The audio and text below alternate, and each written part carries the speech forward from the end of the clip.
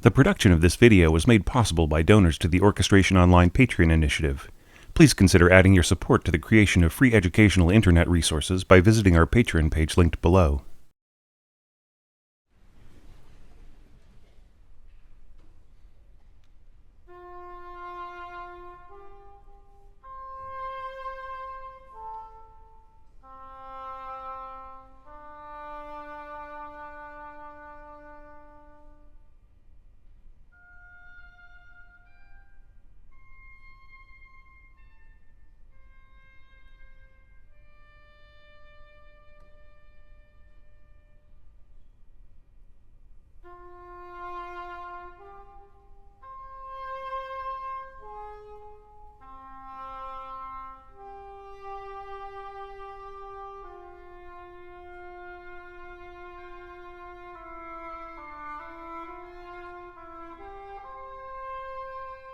Hey there, this is your orchestration tutor, Thomas Goss.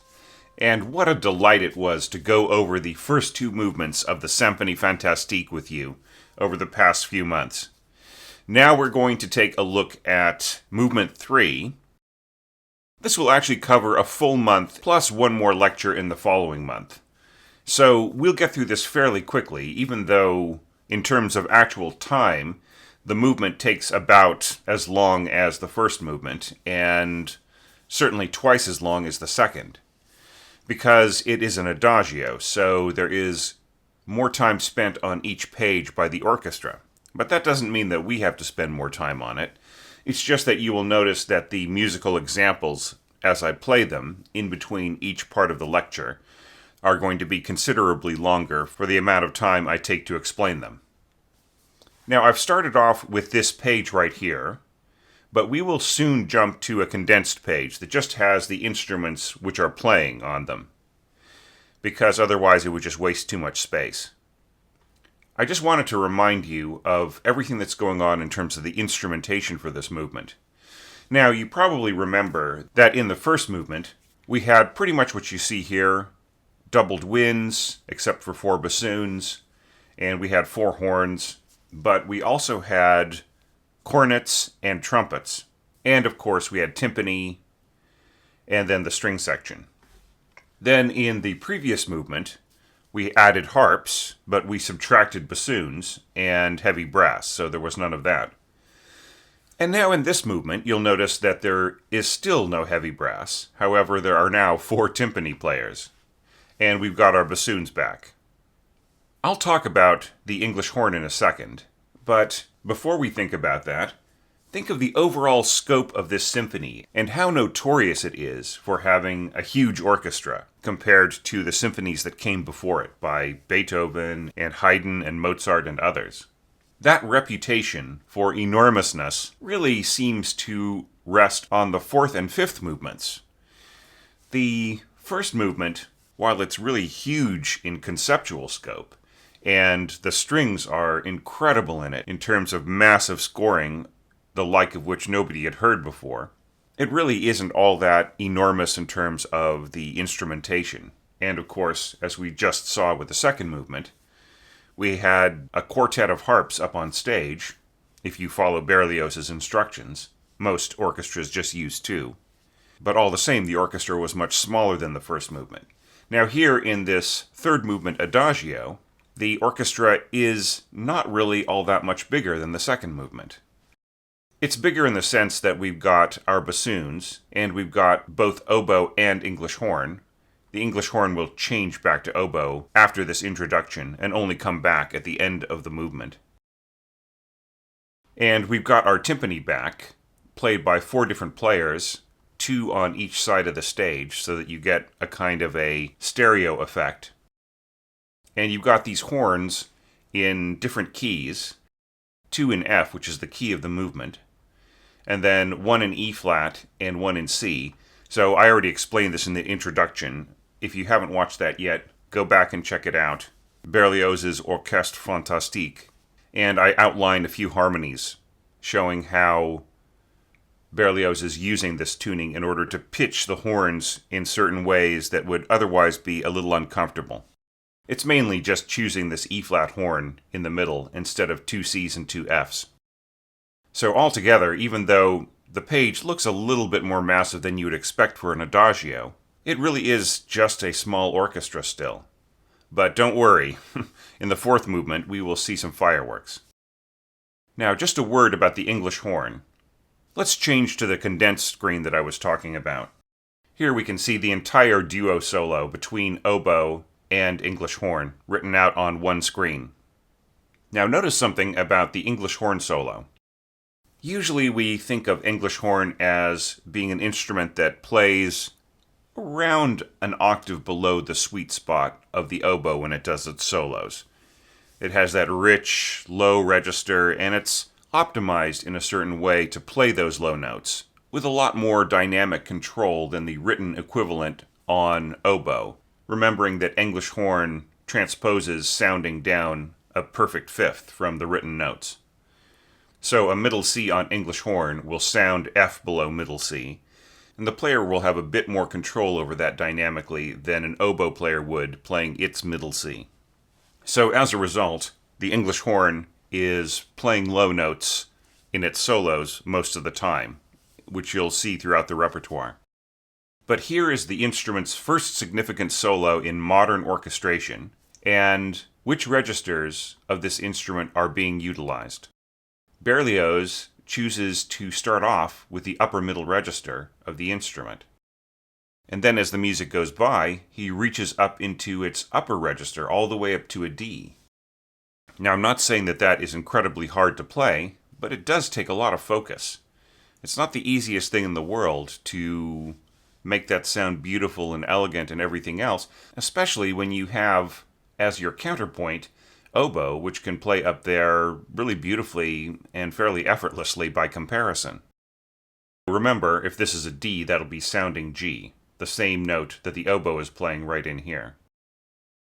The comparison between the two is that the oboe is going to sound lighter, more carefree, more open up there, whereas the English horn is going to sound earthy and more nasal. I hate to use that word nasal because it's really overused by orchestration books. But you'll definitely notice a buzzier edge and a somewhat strident, more nasal sound over the same range. Now, if you've got your transposition reading together, you'll notice certain patterns that are emerging. Like, for instance, Octave Imitation. If A-flat sounds down a perfect fifth, that is D-flat, going to a sounding A-flat, the same notes that we've got here. So the oboe is imitating the English horn. And we have something similar happening here, sounding C, C an octave higher. And in fact, this entire thing is an imitation game, with a few little differences. For instance, right in here, the phrase keeps going, whereas the oboist leaves off on this same note an octave higher. So it's really an imitation game, the entire duo solo. And Berlioz's program that went along with the symphony says as much, that these are two shepherds piping in the fields. One of them will be our English horn player sitting on stage, and they will start off the game by playing a little fragment of melody, and that is going to be echoed an octave higher by the first oboe player, who is off stage. So that underlines the sense that they are at a distance. Don't worry, they will come back on stage as soon as this little game is over. And it goes on. The English horn player plays a bit, and that is imitated by the oboe player as the English horn part goes on underneath it in this lovely little contrapuntal phrase. F, E, sounding B flat A, these same two notes. I really love right in here how the oboist echoes an octave higher, and right underneath them, on the G, as I talked about before, the English horn comes in to accompany them, and then here they walk down in thirds. So we've got the A there, and we've got the F there. Then the oboe steps down yet a little bit further to a G, and on the second G, the English horn is playing harmony on an E. It's just really lovely little back and forth games. So when you think about it, there really isn't anything all that complex about this little imitation game between the two pipers. What's really cool, though, is how divisi, muted violas come in. And here, there is absolutely no illusion that these notes are being played in a measured way. Yes, we are playing adagio at 84 equals 1/8 note, but I do not think that Berlioz in any way intended for these to be measured out. You know, he just really wanted them to be brrr. So here you've got C octaves, and notice the dynamic triple P going here to a rinforzando. So rinforzando is not a sforzando. Rinforzando is to lean into your accent. Rather than just going da-da, you're going da-da. So it's a gradual increasing of the accent, but fairly quickly. It doesn't mean to go ba, it just means to go brrr, to kind of show the distance from which you're pouncing. And this is fairly simple. Just a D-flat major chord right in here to complement the D-flat to A-flat change in the melody. And not to get into the harmony of it too much. Just notice another rinforzando, perdendo, so dying away until it really goes into the background. And I have to say that this can be done really subtly, where the tremolo comes in very, very sneakily, to the point where the audience doesn't really quite notice it, but they do feel that there's something more full going on in here. And that is the way that it should end at the end of this duo solo. And that takes us to letter B. Notice the marking 1 solo and soli on the first violins. This is going to be the statement of the actual theme of this movement. You didn't think that that duo solo was going to be the main theme of this, did you? No, of course not. That's just an introduction. Because Berlioz is scoring on a massive scale, let's recall. So here's the actual theme of this beautiful adagio. And while this is not the Idée fixe, the scoring of this theme is a callback to the Idée fixe. Because, as if you'll recall, the first statement of the Idée fixe in the first movement was also scored with a single flute playing unison with the first violins. Now, as they do that, just a little bit of housekeeping here. The oboe returns to the orchestra and change to oboe here. So from this point on, we're going to have just 2 oboists playing till the end of the movement, like I said before, when the second oboist goes back to English horn. Now, there really isn't a whole lot to say about this melody in terms of the uniqueness of its orchestration or anything like that. It is really just very simple scoring of the melody in unison. One thing I would say here is that at the very beginning, this is scored softly enough to where the timbral strength of the flute will definitely contribute without being drowned out. And notice how Berlioz builds right into this push here, the sforzando, the leap up an octave, which will actually help the flute to be audible. And then it dies down as it descends. Just such intelligent scoring. Now here, crescendo poco a poco, as things climb, that is also a bit of a callback to the Idée fixe in the first movement. But not enormously so. There is some relationship to that, but it isn't really the Idée fixe being completely rewritten. It's just elements of this theme being reshaped towards an Idée fixe-like ascension. Now, I really love right in here where we get to flutes playing in thirds, and notice how the seconds sneak in here, playing in between each beat, very lightly, until they reach this point of also playing in thirds with the firsts. And once again, continuing on, It's soft, so you'll be able to hear that second flute playing lower. There's a push, once again, up an octave, which helps the flutes to be heard, and so on. I got a question about these dashed hairpins, and that just means that the editor assumes that Berlioz intended for there to be a diminuendo here. This is an Ortext edition, so you'll see things like that. The editor is being very careful to show what they think Berlioz means and what Berlioz actually wrote. So if you want to leave it out, then you have the complete liberty to do so as far as they're concerned. And then this just continues on. And we're starting to get that da-da-dum kind of idea, which is just so lovely.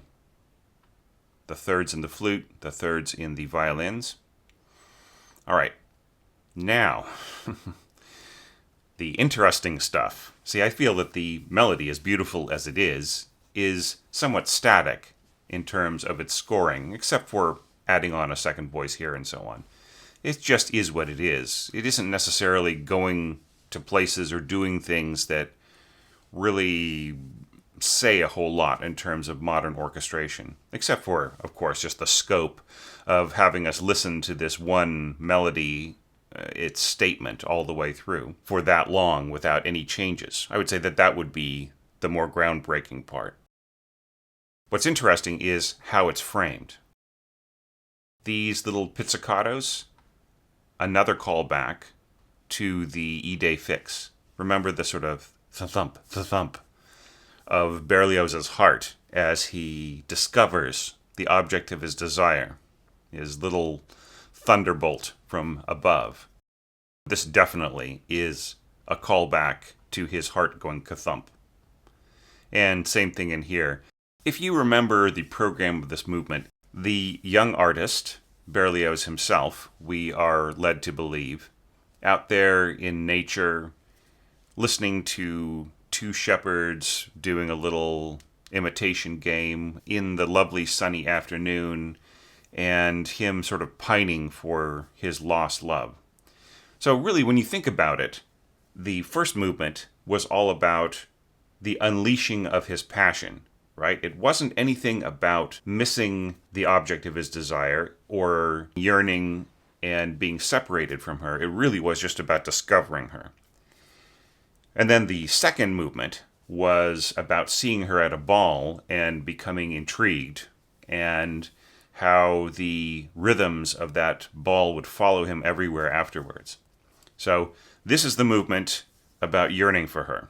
So it really is focused around that one idea of him missing her, and there's even a few parts in there where he gets jealous, and it appears that nature through the music somehow echoes his sense of jealousy, and then later on his sense of loneliness, and a little bit of turmoil under that as we hear the thunder at the end of the movement.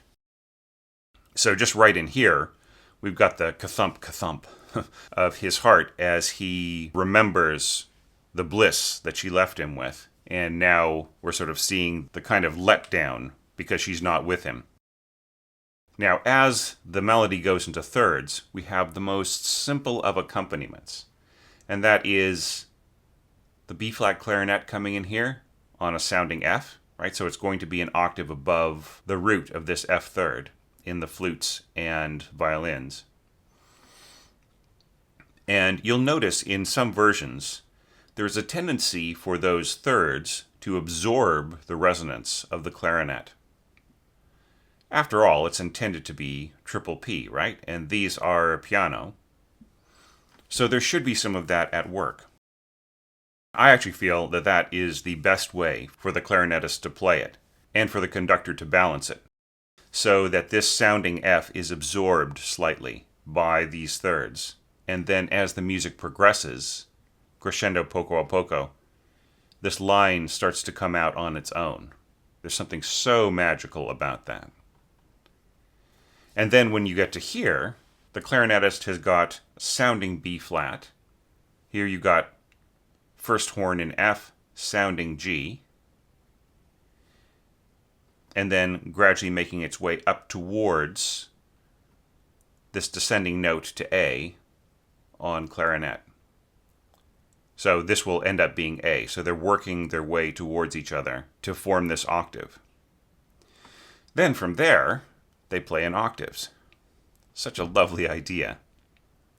So let's listen to all of that. Actually, this didn't take a whole lot of time to explain. It's just that the time that will be spent playing back the musical example will be much longer. I've gotten a few requests to insert the musical examples a little more frequently, and I'm considering that. But the thing that I worry about in that regard is that my orchestrators out there aren't going to quite get the scope of the phrasing and the passage work, if you know what I mean. So if I really broke things down to where I just explained B, and then you listen to B, and then I just explained C, and you listen to C, you wouldn't think of this whole thing as one big passage. And it really didn't take that much time to explain, did it? So I'll consider that request. There hasn't been a ton of requests, maybe 2 or 3 requests, but I will think about it in future lectures. So listen for all of those things, the little ka-thump going on here in the lower strings, pizzicato. Notice the double corda, so in other words, double stops or non-divisi in the cellos. And then the wonderful way that the clarinet insinuates itself into the harmony here, being a bit absorbed by the overtones of this F third, and then slowly emerging as the passage goes forward. And then how the solo horn comes in and then works its way towards this octave A as the clarinet descends. And then how they're in octaves going onwards. And just the way that the theme being introduced is a bit of a callback to the original exposition section of the first movement with the E-day fix. Listen to the tone quality of the English horn being placed so high up in its upper middle register. This really is a sweet spot for both the English horn and the oboe. This scoring right in here within the scope of the staff. And then, of course, reaching higher and higher, it becomes a little more tricky for the English horn player, but not really hard for any pro. Listen to the little game call and response in octaves, and the lovely way that the English horn continues on occasionally when the offstage oboe does its imitation. And then this lovely entrance here of tremolo, divisi, muted violas, and these little rinforzandos. There's so much power there when there is nothing going on in the background except for the violas. You can see that they are edgy instruments, and if you don't put a bunch of competition in front of them, they can really have a somewhat barking sound. I wrote a series of viola plus string orchestra pieces, which could also be just a quintet, viola plus string quartet. And one of the movements was called Wolfie, and it was a bit of a spoof of Mozart, but it was also intended to bring out that kind of barking, howling side of the viola, which really can be gutsy and even ferocious. And there was a poster that a friend of mine made for the concert, and without me really giving him a whole lot of feedback, it showed a wolf ripping up my music, which I thought fit pretty well. It's funny that that wasn't the most loved movement of my work by some of my more sophisticated colleagues. They really liked the fourth movement, which was quite slow and thoughtful and had some intriguing, deceptive harmonic motion. That was more their speed, but they didn't like me making fun of Mozart. Well, I wasn't. I was just channeling him in a fun way. So listen for all of those things. And yes, there is a second half to this lecture. Because we're having so much fun, we might as well see where this theme is leading us. So let's check that out after this musical interlude.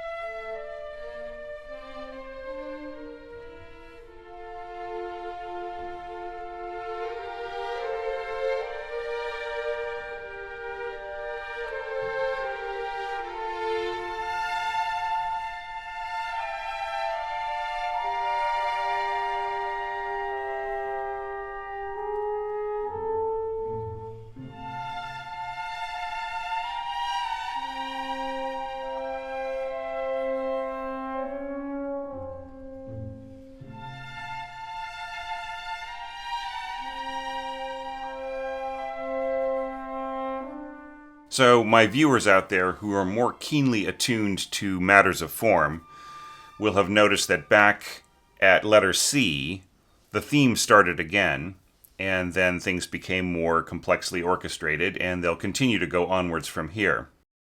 And yes, the form here is theme and variations.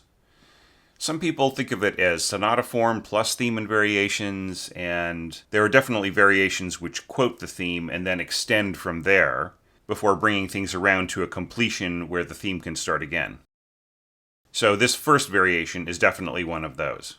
But I'm not going to get all mired in the form. I would rather just break down this lecture into screens where I can talk about the orchestration holistically and in terms of musical passages. So sometimes it will line up with the variations, and sometimes it won't, with me starting sort of halfway through the beginning of the second variation. If you're really interested in the form, I've got a link in the info below this video that discusses the form in a little bit more detail. Unfortunately, it uses the page numbers from the IMSLP version that is not the Ortext version that I'm using here. And it doesn't quote measure numbers at all. It just says go to this rehearsal number at the bottom of that page and so on. So you'll just have to work that out for yourself if you're really interested in the form. But it is a fairly good rundown of this movement. So we're continuing on with the doubling in the two flutes with the violins. And that just keeps going. Look at that. First violin getting all the way down to here, and then this run up to the D. That is being doubled by the first flute. Same thing, second flute with the second violins, except when the second violins jump down here to an A. Of course, that's out of range for the flute, nor would Berlioz want to score this low C to keep the doubling going. So the second flute just doubles the first flute and first violins, and that's much wiser, because you've got all of these other mid-range instruments that can help out. We'll talk about them in a minute. So accompanying this, we have the very nimble cellos doing what they do best in terms of pizzicato, which is playing these little arpeggiated figures. Now what's really lovely here is this big push right in the middle of this screen. This really lovely F chord. Let's break it down from the bottom to the top, starting by looking at these bassoons. One of the problems with this Urtext edition is that it doesn't say in this movement whether it's just using two bassoons playing an interval, or whether it's using four bassoons with two on each note. Well, I did a little bit of checking, and right here, anyways, this is just first bassoon and second bassoon. So it's a simpler sound, not quite as dense. So you've got these bassoons right in here with the second bassoon doubling the double basses on the same sounding F, of course, sounding down an octave for your double basses. And then with the divisi basses also supplying this A below, right? Which is a 6/4 chord. So you've got that incomplete sense where it doesn't feel like a final resolution of the music. Now over that, we've got our F horns. They are basically just playing the top part of four-part harmony with these bassoons. So you got F, C, and then sounding A and sounding C above that. Here's a great example of how older classical and early romantic composers used bassoons as an extension of the horns, or the horns as an extension of the bassoons. They work together in horn-like ways. And then above that, these beautiful sounding Fs from the B-flat clarinets just hanging there as the violas come up in contrary motion to this C, and then the violins and flutes continue on their way downwards. Just genius right in here. And this is very much influenced by, I would say, Beethoven and Weber. This kind of extension of the classical model looking towards the Romantic era. And then, of course, Berlioz just picks that up and makes it even a little bit more romantic.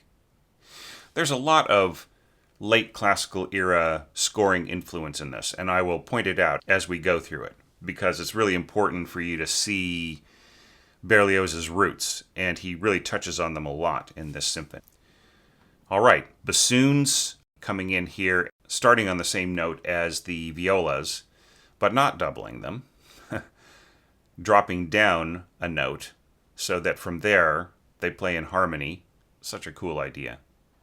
Meanwhile, the clarinets are playing an octave that harmonizes with both the flutes, doubling the first violins, and with the violas, with this lower line joining in with the bassoons, and the first clarinet harmonizing right under the flutes and first violins. So it sets up this interesting octave harmony in thirds. And then, of course, you can see the cellos are joining in on that same F below that is being played by the bassoons, and then an octave below that we've got the double basses. And some of these little syncopated notes right in here, just catching the harmony at the right point. F there, A there, then F, and then one more F, setting up this next big chord. Okay, well, I'm not intending here to break down every harmony for you because that would just take hours. But there are some cool features in here. For instance, this sforzando B flat and this B flat in the bassoons. Once again, not unison, but A2. Please do not write unison in your modern woodwind and brass parts. This is just a feature of that score. And here is where I would have broken the urtext rule and just written in A2 instead of unison on the parts, as undoubtedly Berlioz did in his original score that they are turning into a beautiful engraved edition here. But I think it's interesting how the bassoons hang on to this B flat, but the cellos and double basses walk up to C and then jump down to C there. It's so cool. And there's something similar happening here going on between the upper strings and the winds. We've got this long D right in here, and then we've got these B flats harmonizing in the clarinets. And here we see the upper strings continuing on with their theme as these notes are held. Also the harmony in the horns. Notice that Berlioz has not really brought out that E-flat horn yet. Remember I said before that the E-flat horn was basically the odd man out there, just supplied in order to reach certain pitches with a lot more ease. So here, Berlioz can just do what he needs to do with three horns.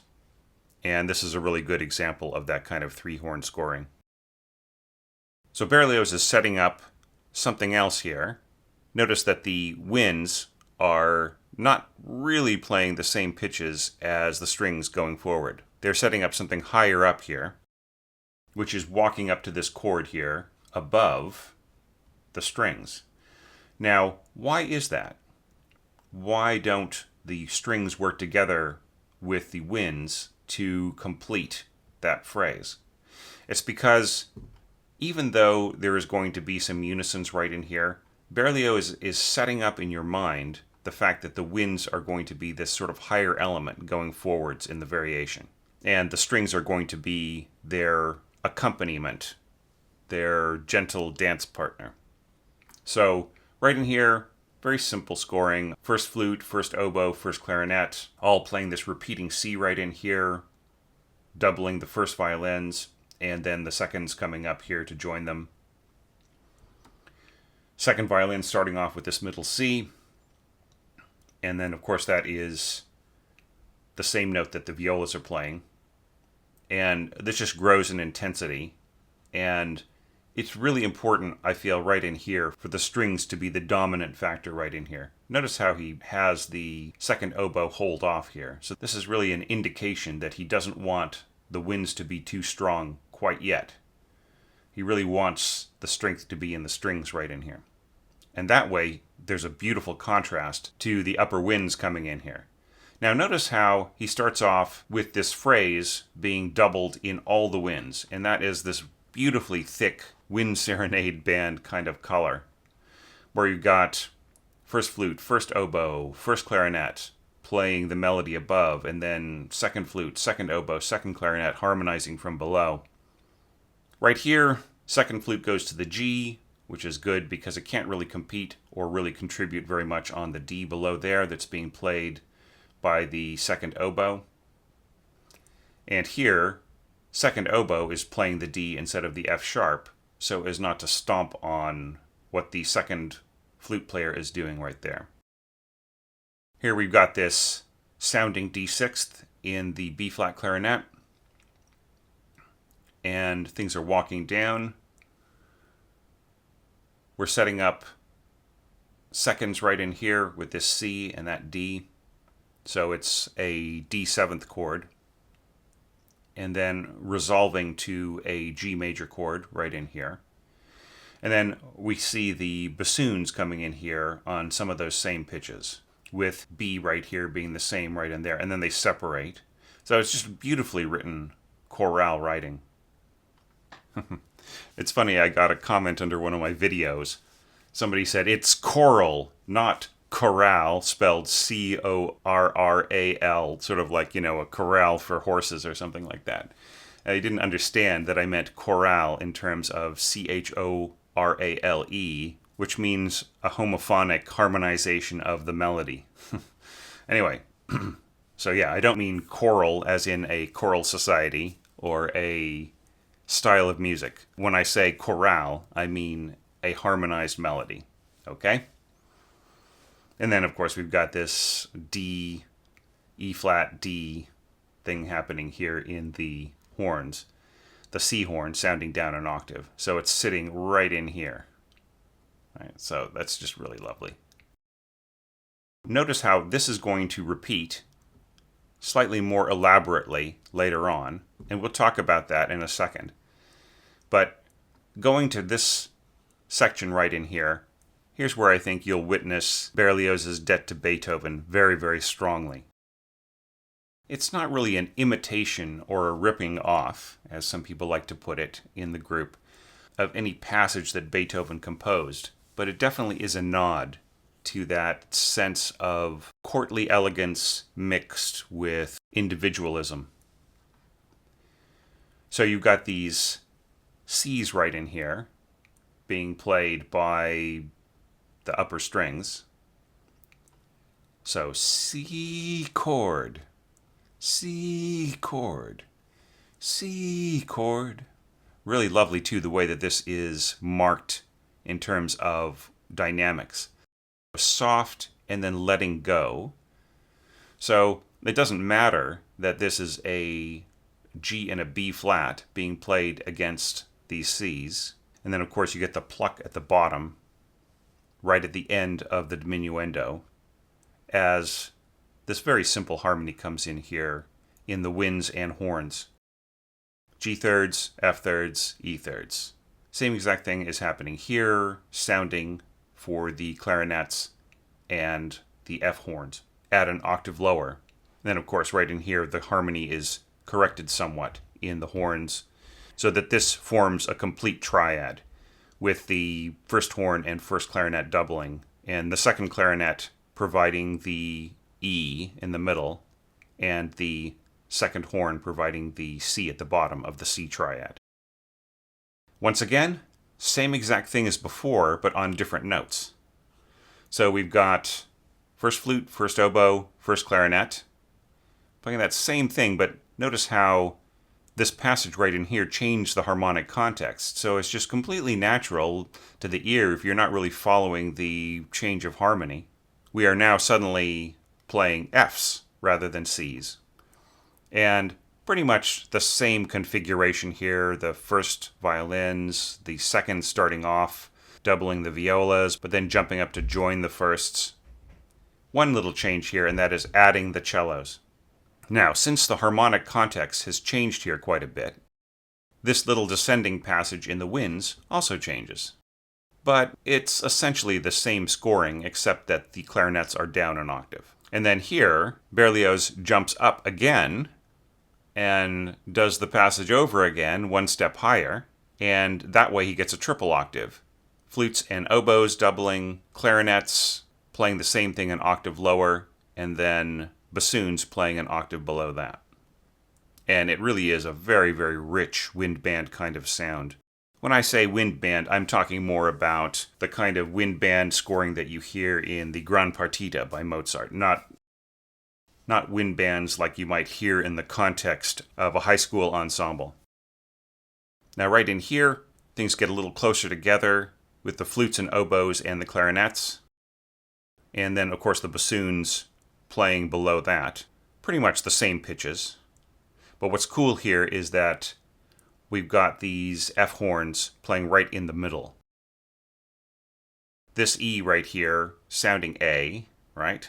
So it's the same note right here in the second flute and second oboe. But then we've got the harmonization from below, written C, sounding F, right? And what are those notes? These ones right here in the B-flat clarinet, sounding F, and then G, and then F sharp. So the horns are supporting right here in the middle, and hopefully the horn player is not going to overwhelm the chord. Let's take one more screen here. We've got that same note, wind harmony, note, wind harmony. However, once again, since the harmonic context changed, it's on different notes. So we've got F being held and let go of. A little bit louder, notice it's not pianissimo diminuendo, it's piano diminuendo, with, once again, the lower strings coming in and providing a root note for the harmony. Here, very, very simple thirds going across 3 octaves. C minor third up here, C minor third in the clarinets an octave lower, and then an octave lower than that, the bassoons. Walking down towards this. Now here is this wonderful passage. Keep in mind that up to this point in the symphony, you've largely seen this kind of accompaniment, the repeated wind notes, being played by the strings, while the winds and the brass, perhaps, did something more fancy thematically. But now Berlioz reverses that whole thing, and here you've got these repeated notes, first starting off in eighths and then in sixteenths. And the cool thing about it is that it isn't necessarily strident. It kind of floats. It kind of hangs in the air. And that is actually what I would direct the wind players to do if they weren't doing it already. Just to make it pulse in the air, rather than just being bonk, bonk, bonk, bonk, bonk, bonk. More like dun, dun, dun, dun, dun, dun. Almost a bit of portato. And then here, the horn comes in here, right underneath. And this is also just wonderful, just genius. Going from C to E, an octave lower. Now, while all this is going on, we have the strings going to this. Ba ba ba bum ba bum bum ba bum. Just wonderful. And that is being played in opposite directions, right? We've got C here and E there, E here and C there. So there's a sense of harmonization on the outside coming towards close on the inside, which is just lovely. And that relationship continues as the music goes forward. And then underneath all of that, we've got the violas playing these A octaves. And then, of course, also changing as the music changes. And actually getting fairly low, all the way down to D octaves. While that's all happening, lower strings come in. Mezzo forte, crescendo, playing accented arco notes, and just really digging in here.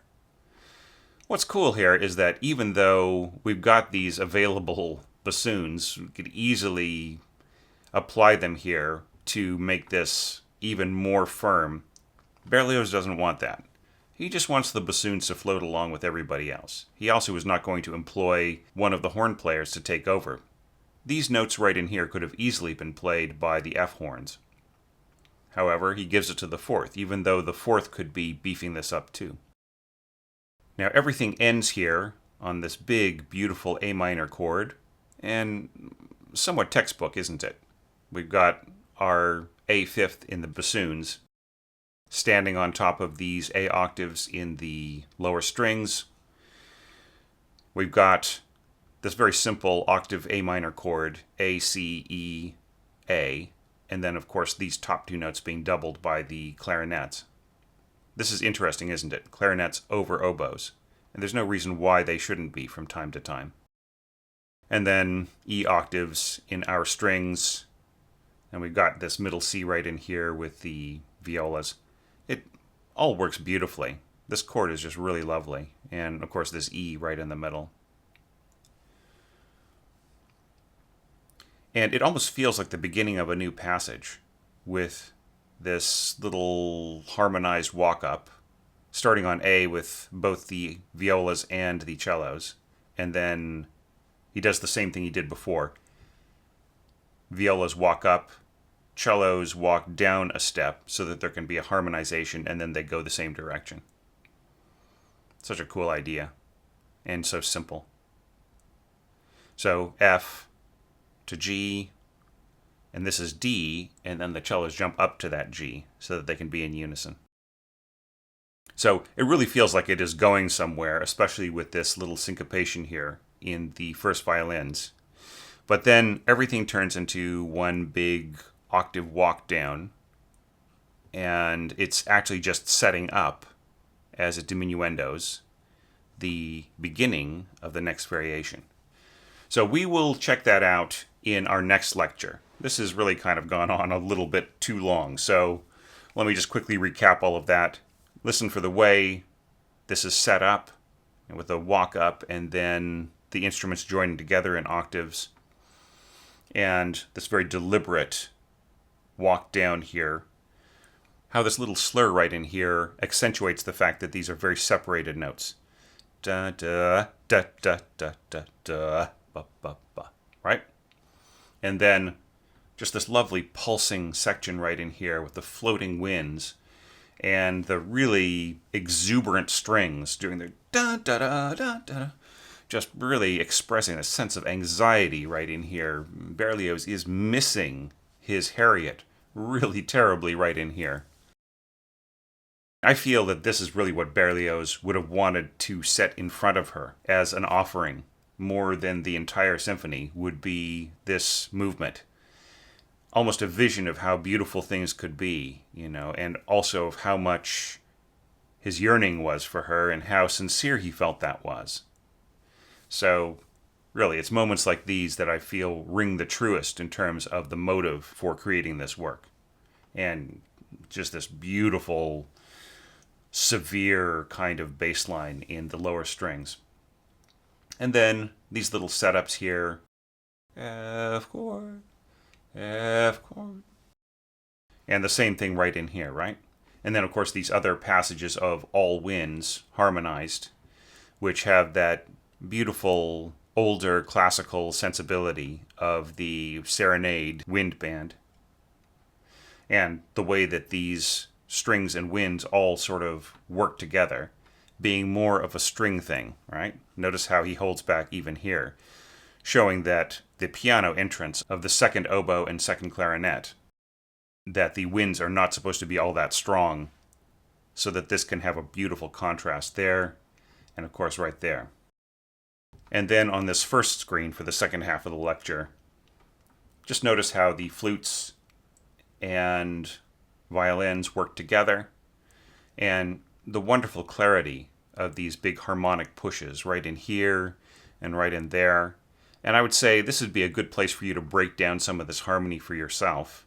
Just get out the old staff paper and just write down the notes that are falling on the downbeat in both of these bars. So you can see very clearly how Berlioz has set up this sudden burst of warmth and color in the middle of all the other stuff that is going on. Listen to that, enjoy that, and then the next lecture should be coming very soon for the next variation in this movement.